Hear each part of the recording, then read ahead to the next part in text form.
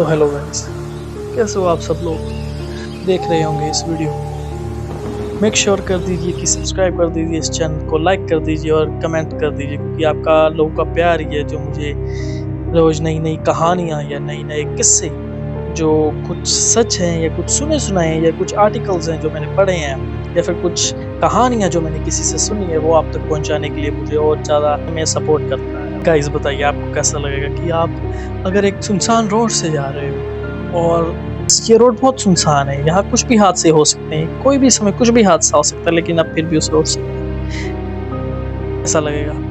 हमारी कहानी भी आज इसी के ऊपर बेस्ड होने वाली है। दो अमीर लड़कियां होती हैं, ये दोनों फ्रेंड्स होती हैं असल में। का नाम होता है सान्या और दूसरे का नाम होता है मायरा।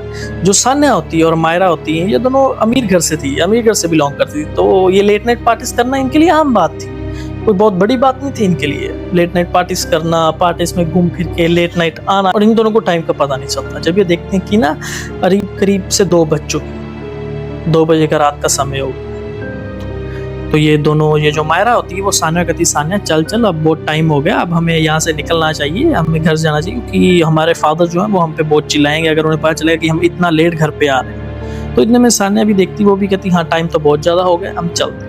तो इतने में उनको पार्टी से निकलते निकलते 2:40 हो जाते हैं आराम से। तो ये उतने में अपनी जो एक्टिव होती है वो स्टार्ट करती है और घर को चल देती है। पहले पहले जो इनका रास्ता था वो जो मतलब क्लब से थोड़ा सा दूर था, वो तो बहुत सही रास्ता था। रास्ते में चहल पहल होना, रास्ते में बहुत सारी गाड़ियों का आना जाना लगा रहना, रश लगा रहना, तो कोई इतनी बड़ी बात नहीं। फिर जाके रास्ते पे एक मोड़ आता है, सुनसान। वो रास्ता काफी सुनसान था, वो गली काफी सुनसान थी, उस गली के आसपास कोई नहीं था। वो रोड ही कुछ ऐसा था कि सामने कुछ ज्यादा दिख भी नहीं रहा था, 2-3 स्ट्रीट लाइट्स थी बस। तो ये जब गाड़ी आगे करते, इतने में जो मायरा होती पीछे बैठी होती, वो कहती है एक काम कर, इस ये जो मेडिकल स्टोर है इसके पास रोक, मुझे कुछ सामान लेना, कुछ दवाइयां ले। सान्या कहती कि रात का टाइम है, तू आगे से ले लेना, कहीं से लेना है, सुबह ले लेना। तो इतने मायरा कहती नहीं नहीं, वो आखिरी दवाई है तो मेरे को चाहिए होती, वो मेरे डिप्रेशन के लिए, तो मेरे को तो वो वही दवाई लगेगी। और यही मेडिकल स्टोर है जो इतनी रात को इतने बजे तक ओपन रहता है, यही अकेला है, तो मुझे इसके पास जाने दे। मैं अभी 2 मिनट में 5 मिनट में लेके अपना सारा सामान वापस आई।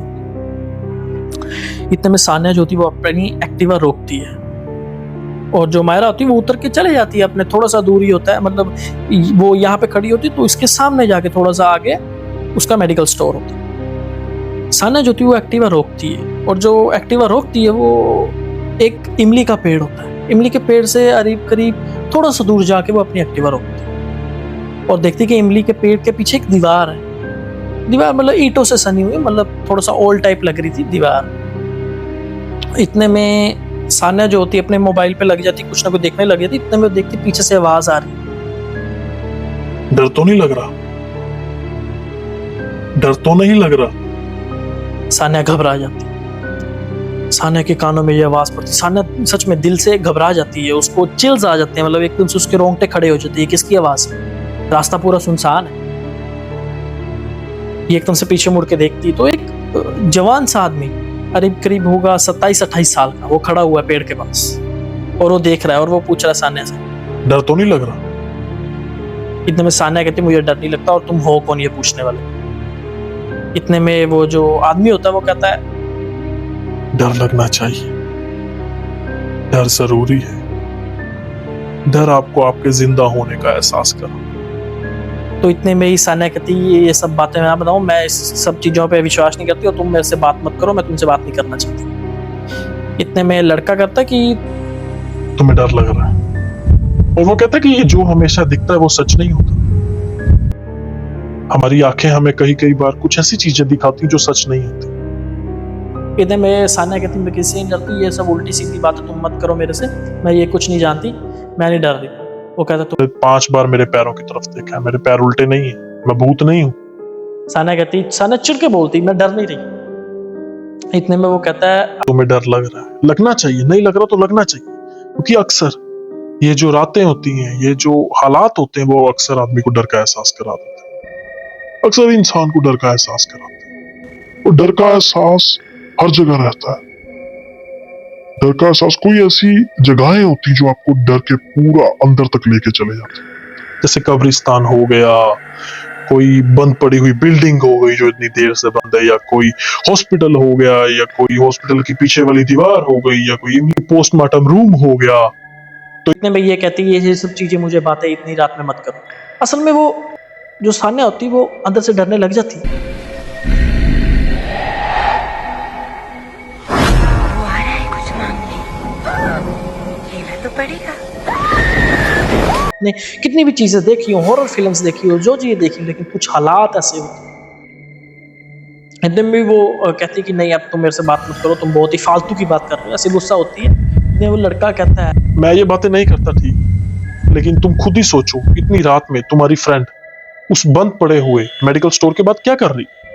इतने में वो डर के मारे एकदम डर से साने पीछे देखती। तो पीछे तो मतलब भीड़ जमा हुई थी मेडिकल स्टोर के पास। तो वो एकदम से पीछे उल्ट के उस लड़के को जवाब देती है कुछ नहीं है, तुम ऐसी बातें मत करो। जब वो देखती कि वो लड़का नहीं होता, वो लड़का था ही नहीं वहां।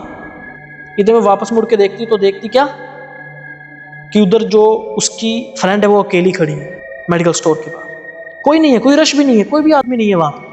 वो सिर्फ उससे खड़ी होकर वहां से देख रही है। मायरा की आंखें जो है वो पूरी लाल हो चुकी, लगातार घूरी जा रही। वो सान्या को लगातार देख रही है अपनी आंखों से, जैसे अभी उसके अंदर जाएगी और उसकी रूह निकाल के ले जाएगी। वो बहुत घबरा जाती है। सान्या एकदम से अपनी पलकें झपकाती और फिर से खोलती है और वो देखती कि कुछ नहीं था वहां पे सब नॉर्मल है, भीड़ लगी हुई है वहां पे। और जो मायरा है वो वहां पे खड़े होके वो दुकानदार से कुछ बात कर रही है। वो उसकी बारी आ गई है, कुछ बात कर रही है, पैसे पूछने देगी, कुछ बात कर रही है उससे। तो इतने में वो पीछे उल्ट के देखती है तो कोई भी नहीं है वहां पे, सुनसान है, कोई नहीं है वहां पे, अकेली खड़ी है वो अपनी स्कूटी के पास। इतने में वो अपने मन में सोचती कि मुझे लगता है कि जो चीजें, जो डर हम एहसास करते हैं, हमारा दिमाग भी हमें वही दिखाने लगे। तो इसलिए मुझे लगता है कोई भी नहीं यहाँ पे। तो इतने में जो कुत्ते होते हैं ना, कुत्ते आके ना उसके पास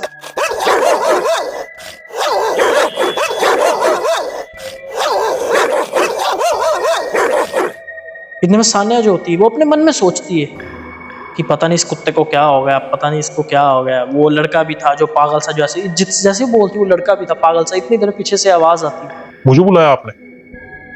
और जैसे अपने बगल में देखती उसके बगल में वो लड़का खड़ा हुआ 28-29 साल का। वो कह रहा है कि ये कुत्ते ऐसे ही नहीं भौंकते, ये कुत्ते बेवजह नहीं भौंकते। ये जानवर जो होते हैं, इनकी आंखें, देखने की शक्तियां और कुछ महसूस कर पाने की शक्तियां इंसान से बहुत ज्यादा ऊपर होती हैं। कई बार ये कुछ ऐसी चीजें देख लेते हैं, कुछ ऐसी अननेचुरल स्पिरिट्स, कुछ ऐसी आत्माएं, कुछ ऐसी शक्तियां कि ये भौंकने लग जाती हैं।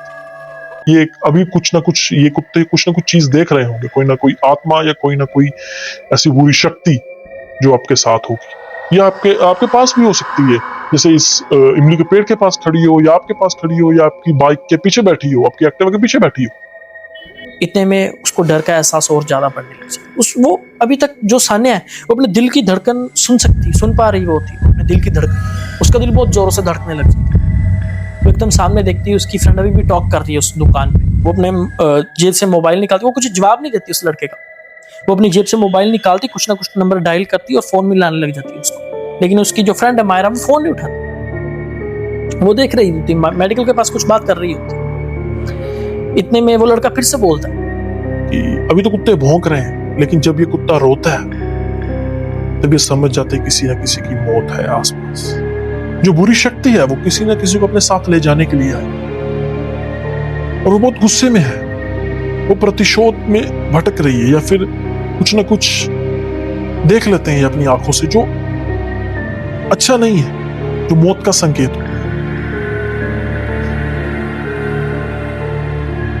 इतने में जो लड़की होती वो कहती तुम ये सब बातें मत करो, मैं ये सब बातें नहीं जानती, तुम बस मुझे आराम से यहाँ पे खड़े रहे। ये सब बातें जो भी है मुझे अब कुछ भी नहीं सुनना, आप चुप रहो, बस खड़े रहो, अगर नहीं करना तो यहाँ से चले जाओ जल्दी, मेरे को तंग मत करो, यहाँ पे खड़े रहो। वो सामने देख के बात कर रही होती है, वो उसकी तरफ देख भी नहीं रही होती। इतने में उसके पीछे से आवाज आती है। मैम किससे बात कर रहे हो? वो अपने बगल में देखती, उसके बगल में कोई नहीं खड़ा हुआ। जो लड़का है वो असल में इमली के पेड़ के पास खड़ा हुआ। थोड़ा सा ना वो उसका लगता है कि कुछ ना कुछ तो है यहाँ पे, कुछ ना कुछ अननेचुरल सा है, कुछ ना कुछ पैरानॉर्मल है यहाँ पे। तो इतने में वो इन सबको नजरअंदाज करके वो फोन लगाती है मायरा को, और इतने में देखती है कि मायरा सामने से आ रही है। वो मायरा को कहती जल्दी बैठ, जल्दी एक्टिवा पे बैठ बस। इतने में मायरा इधर उधर देखती है तो मायरा कुछ जवाब नहीं देती, इधर उधर देखती बस और एक्टिवा पे बैठ जाती है।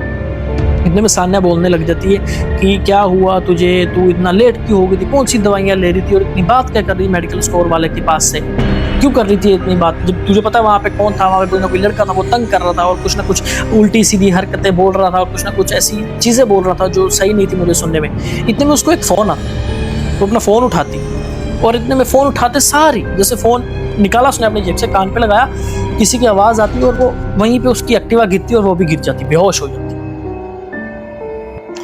अगले दिन उसको वो अपने आप को हॉस्पिटल में पाती है, उसकी माँ बाप उसके पास खड़े हैं और जब उसको पूछा जाता है कि बेटा क्या हुआ था उस रात, वो कहती है कि मुझे मायरा का फ़ोन आया था, मायरा कुछ कह रही थी फ़ोन पे, लेकिन मेरे पीछे मायरा बैठी थी, लेकिन मायरा फ़ोन पे बोल रही थी कि कहाँ चले गई, तो कहाँ गई, मैंने 2 घंटे वहाँ पे तेरा इंतज़ार किया इतनी रात, मैं देख रही थी तू उधर, काफ़ी देर से तू उधर ऐसे मुंह करके वैसे मुंह करके पता नहीं किससे अपने आप हवा में बड़बड़ाई जा रही थी, बोली जा रही थी, और मेरे को छोड़ के वहाँ पे चल गई, तो मुझे वहाँ पे आधी रात को ऑटो करके वापस आना। इतने में वो बेहोश हो गई और वो बताती है कि मेरे पीछे जो बैठा था वो मायरा नहीं थी, वो कोई और चीज़ थी जो मेरे पीछे। नहीं, मैं उसकी माँ बाप कहते कुछ खा लो बेटा, तो उसको एक हॉस्पिटल में जो प्लेट्स होती हैं जिसके ऊपर खाना रखा होता है, एक साइड खाना रखा था, कुछ फ्रूट्स रखे हुए थे, एक जगह खिचड़ी लगी थी और एक जगह ना एक न्यूज़पेपर रखा हुआ। एकदम से उसकी जो नज़र होती है वो एकदम से न्यूज़पेपर के ऊपर जाती है, वो देखती है उसके ऊपर ना एक आर्टिकल छपा हुआ कि एक 27-28 साल के लड़के की मौत हो गई और उसकी बॉडी जो है वो रात में हॉस्पिटल में रही है, 1 दिन 2 दिन लावारिस रही, उसकी बॉडी को कोई लेने नहीं आया।